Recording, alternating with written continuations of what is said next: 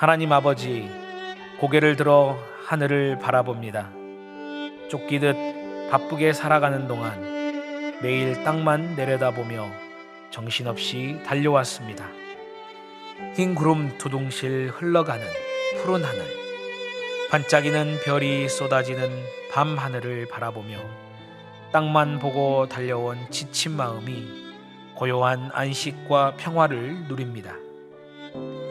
인간은 본래 한 줌 흙으로 빚어진 땅의 존재. 그래서인지 땅을 딛고 서서 땅만 보고 허덕입니다. 주님, 비록 땅의 존재이지만 하늘에 소망이 있음을 깨닫게 하소서. 자주 영혼의 눈을 들어 주님 계신 하늘을 바라보게 하소서. 예수님의 이름으로 기도합니다. 아멘.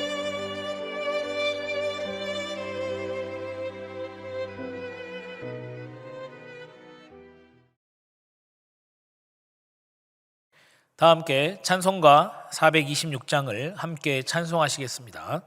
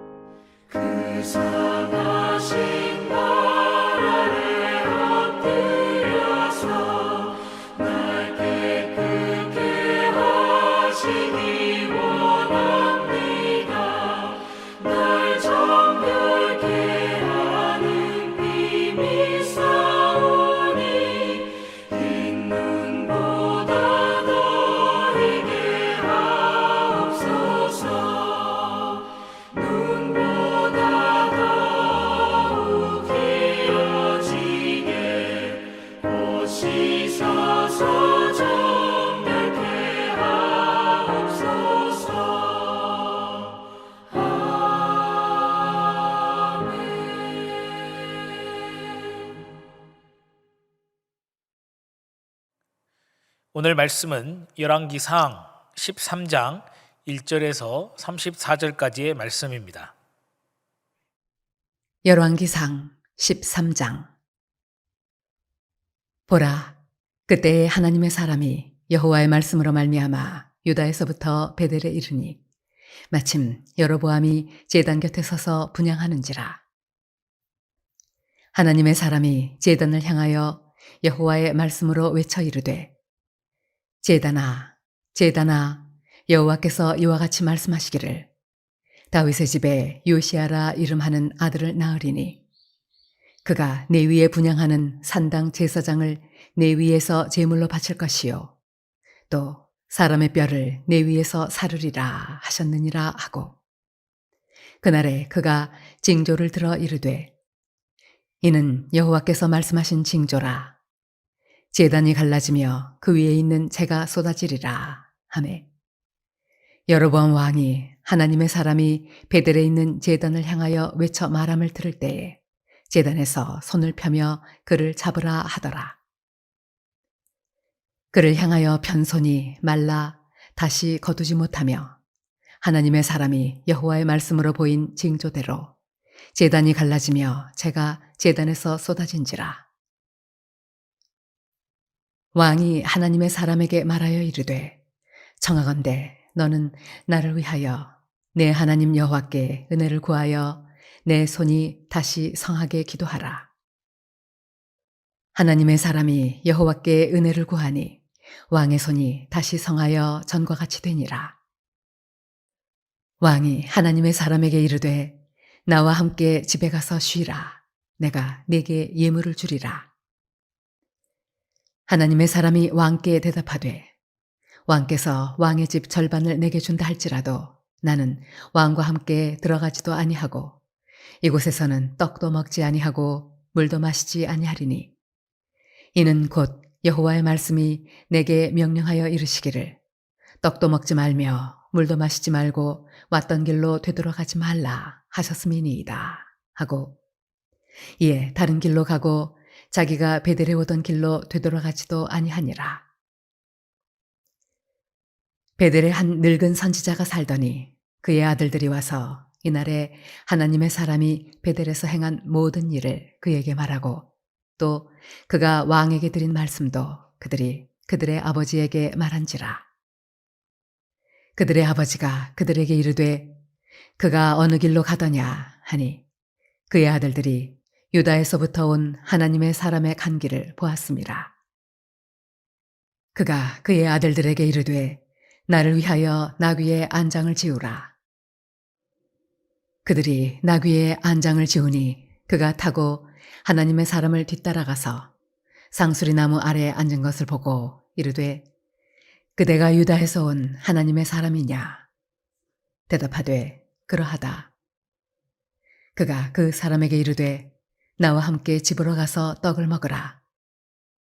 대답하되 나는 그대와 함께 돌아가지도 못하겠고 그대와 함께 들어가지도 못하겠으며 내가 이곳에서 그대와 함께 떡도 먹지 아니하고 물도 마시지 아니하리니 이는 여호와의 말씀이 내게 이르시기를 내가 거기서 떡도 먹지 말고 물도 마시지 말며 또 내가 오던 길로 되돌아가지도 말라 하셨음이로다.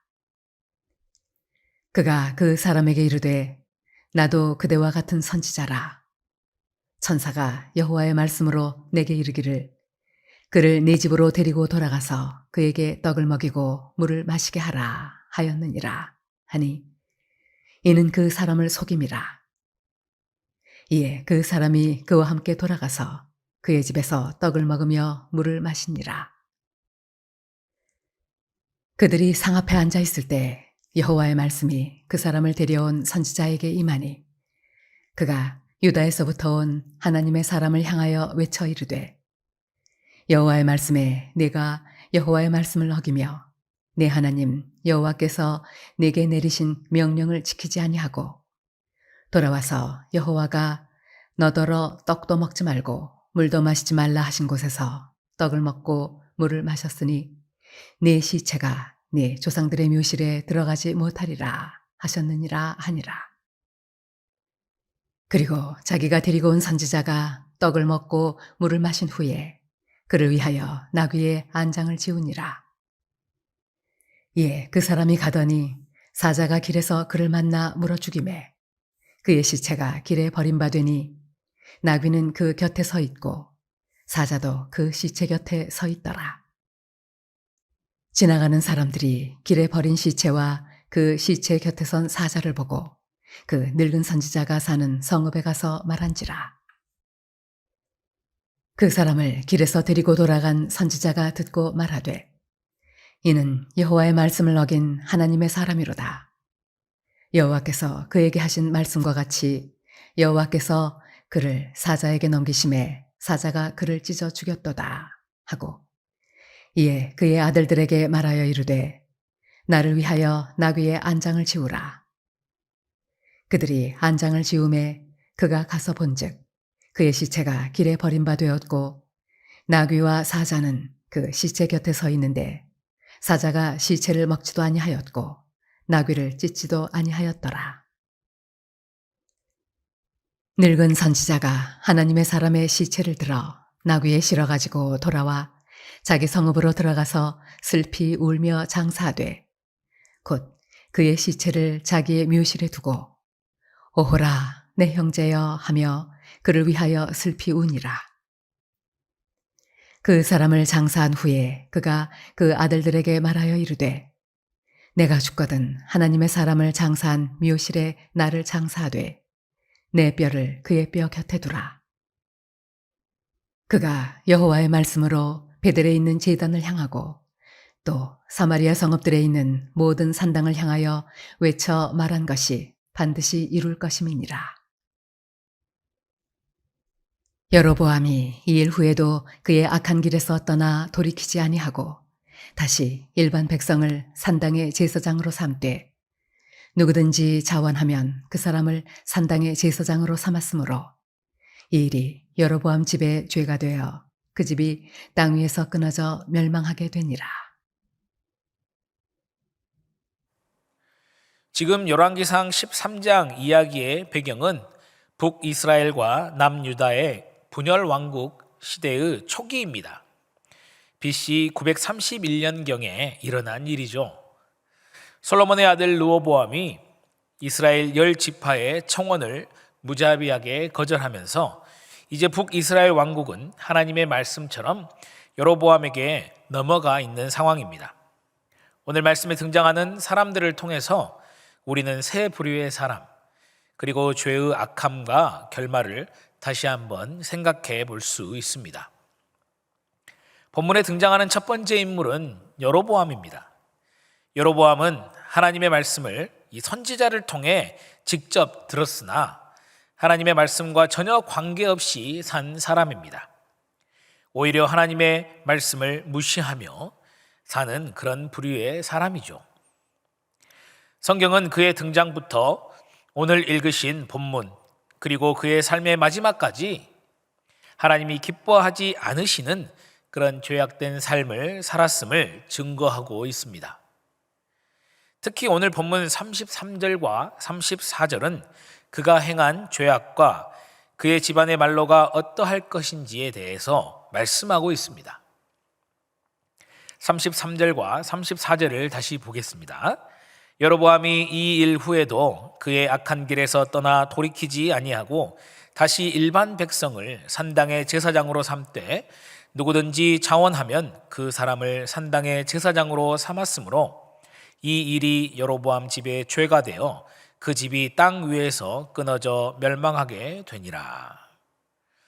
여로보암은 자신의 손으로 금송아지의 형상, 즉 우상을 만들었습니다.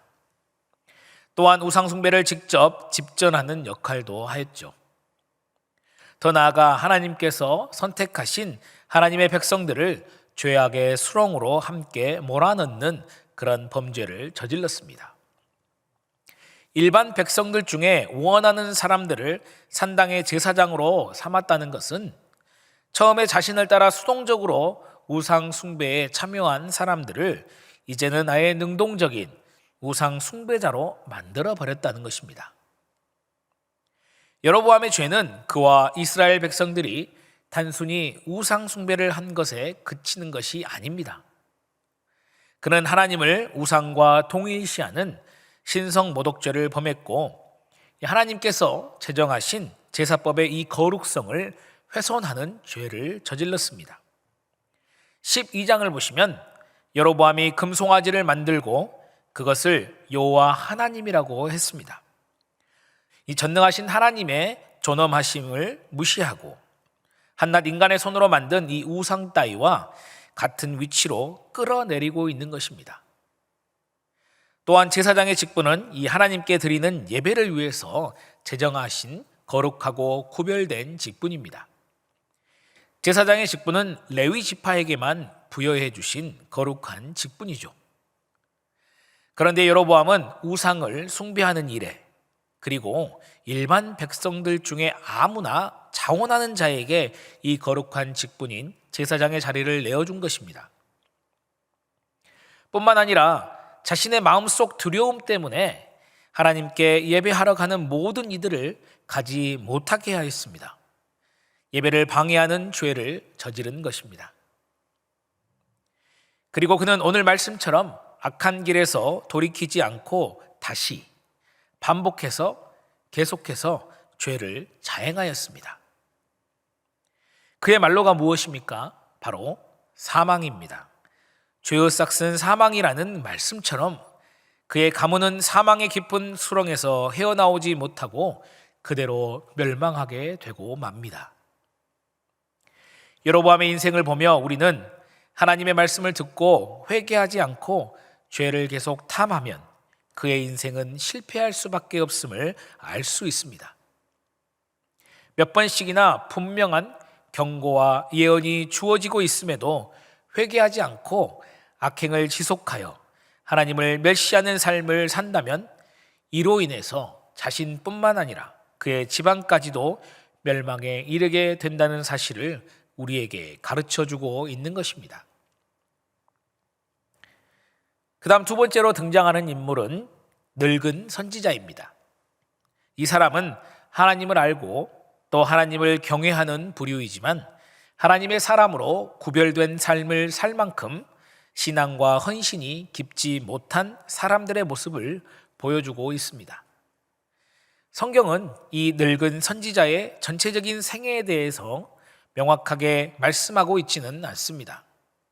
그런데 오늘 본문을 살펴보면 곧 등장할 하나님의 사람이 이 늙은 선지자를 만난 것은 매우 불행한 일이 되었습니다.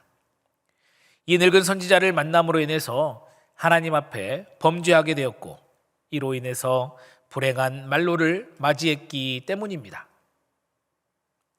이 늙은 선지자의 본래 의도가 다른 사람이 불순종의 죄를 저지르고 하나님의 심판을 받게 하는 것은 아니었을 것입니다. 왜냐하면 이 나중에 이 하나님의 사람인 선지자가 하나님의 심판에 의해서 목숨을 잃고 길가에 버려져 있다는 그 소식을 듣자 바로 가서 그의 시체를 수습하고 장사하며 슬피 울었다고 성경은 기록하고 있습니다. 다만 18절에 자신도 여호와의 말씀을 듣는 선지자라고 말하면서 그와 사귐을 갖고자 하는 것으로 보아서 아마도 하나님이 함께 하시는 그 선지자와 인간적 교류를 통해서 본인이 얻고자 하는 무엇인가가 있었을 것이라는 정도로 우리는 생각해 볼 수 있습니다. 그러나 이 늙은 선지자의 의도가 어떠함과는 상관없이 그의 거짓된 행동은 하나님의 사람이 범죄하게 되는 결정적 원인을 제공하고 말았다는 것입니다. 그의 거짓은 한 사람을 실족하게 하였고 하나님 앞에 불순종의 죄악을 저지르게 하였으며 하나님의 심판을 피하지 못하게 하였습니다. 17절, 18절을 보시면 사귐과 교류를 요청하는 늙은 선지자에게 하나님의 사람이 이렇게 이야기합니다. 나는 당신과 떡과 물을 함께 먹을 수 없으며 왔던 길로 돌아갈 수도 없습니다. 하나님께서 그렇게 명령하셨기 때문입니다. 그러나 이 말을 들은 늙은 선지자는 이렇게 말합니다. 나도 당신과 같은 하나님의 사람이요.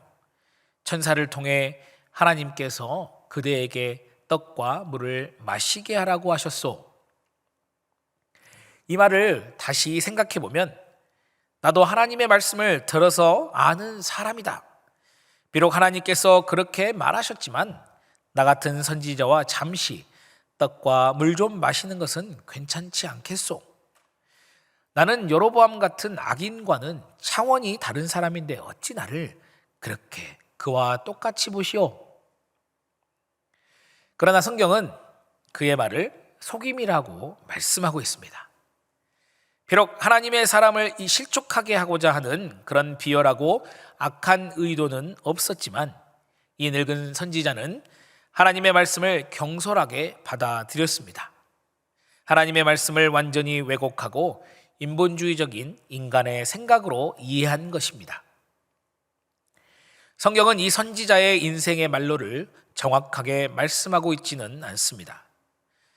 그러나 우리는 이 하나님의 뜻을 자의적으로 해석하고 왜곡해서 전하며 다른 사람을 죄악의 길로 빠뜨린 수많은 사람들의 결말이 좋지 않았다는 사실을 알고 있죠. 이제 마지막으로 등장하는 인물입니다. 바로 하나님의 사람입니다. 본문의 말씀으로만 보면 이 사람은 매우 억울하고 황당한 죽음을 맞이한 것 같습니다. 그런데 생각해 보면 방금 전에 이 늙은 선지자와 마찬가지로 하나님의 사람은 우리와 밀접한 관련이 있을 수 있는 사람입니다. 왜냐하면 우리도 언제든지 늙은 선지자와 이 하나님의 사람처럼 될 수 있기 때문입니다.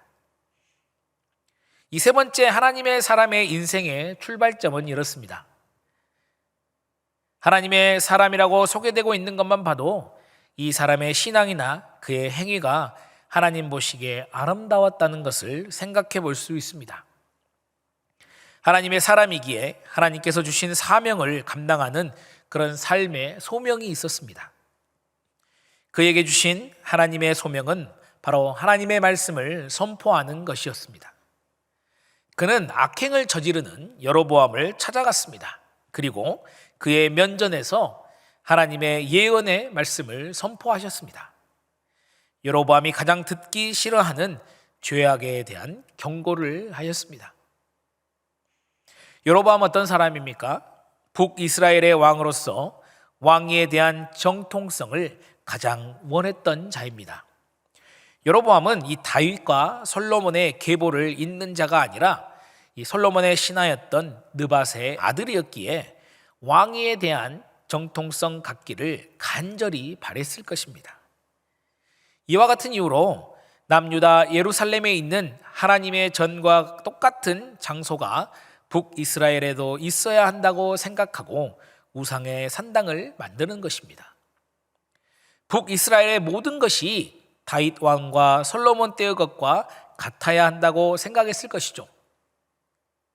자신의 정통성 이미지에 조금이라도 이 훼손을 주는 것이 있다면 가장 예민하게 반응했을 것입니다. 하나님의 사람은 이런 여로보암을 찾아가 그의 면전에서 그가 세운 산당과 그를 저주하는 메시지를 힘있게 외쳤던 것입니다. 하나님의 사람, 그는 실로 강인하고 믿음이 굳세고 오직 하나님만을 바라보는 자였음에 틀림이 없습니다. 자신의 목숨을 내어놓고 하나님의 말씀을 전하는 자였기 때문입니다. 그뿐만 아닙니다. 하나님의 능력이 그와 함께 하셨습니다.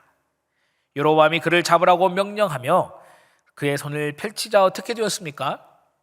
하나님의 능력이 임하셔서 여로보암의 팔이 굳어버렸습니다. 여로보암의 요청에 따라 하나님의 은혜를 구하니 다시 여로보암의 손이 회복되어졌다고 성경은 증언합니다. 그러나 그는 끝까지 하나님의 말씀을 지키지 못하였습니다. 자신에게 주신 하나님의 말씀을 믿기보다 늙은 선지자, 사람의 말에 미혹이 되었습니다. 배가 고프고 목이 마른 상황에서 떡과 물에 미혹된 것입니다.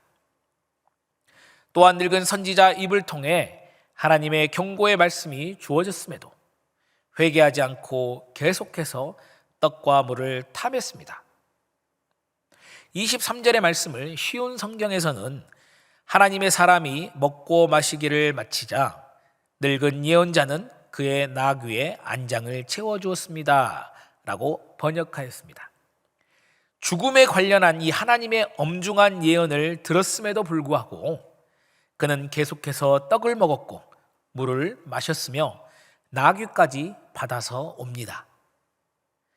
신실한 하나님의 사람이었는데 어떻게 된 일입니까? 하나님의 사람이었지만 끝까지 순종하지 못했음을 보여주고 있습니다. 하나님의 사람이고 하나님께서 들어쓰신 사람이지만 하나님께서 직접 주신 말씀보다 사람의 입에서 나온 말을 더 믿었고 현실 속에서 주어지는 떡과 물 그리고 나귀에 대한 욕심을 버리지 못했던 것입니다. 결국 처음에는 하나님의 사람으로 시작했으나 마지막에는 세상의 것의 노예로 결말을 맞이하고 말았던 것입니다.